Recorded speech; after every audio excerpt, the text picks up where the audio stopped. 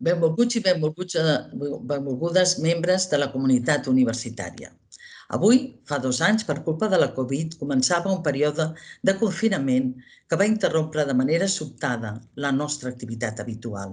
Poc podíem imaginar en aquell moment un impacte que aquí ha tingut aquesta pandèmia, que no està només a nivell educatiu, sinó que a tot el món en general.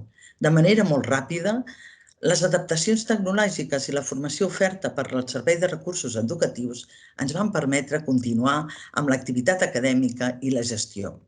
Vam aprendre a conviure amb l'aïllament, va ser especialment dur pels estudiants i en especial pels de primer curs, amb classes a distància, sense haver pogut conèixer ni un petit moment els seus companys presencialment.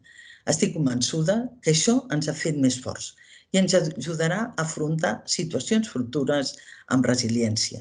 Durant aquests 2 anys, des del rectorat hem comptat amb el recolzament dels responsables de centres, de departaments, de les unitats de gestió de la universitat que s'han empoderat per tirar endavant plegats el dia a dia, que a voltes ha estat feixuc i incert.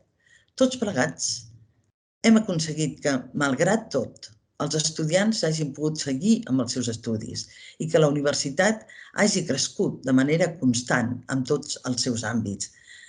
Hem après, hem innovat, hem patit i ens hem adaptat. I el més important, ens hem recuperat. I ho hem fet plegats com una comunitat de la que jo com a rectora em sento molt orgullosa.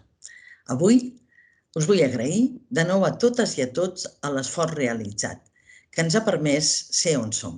Moltes gràcies a tots.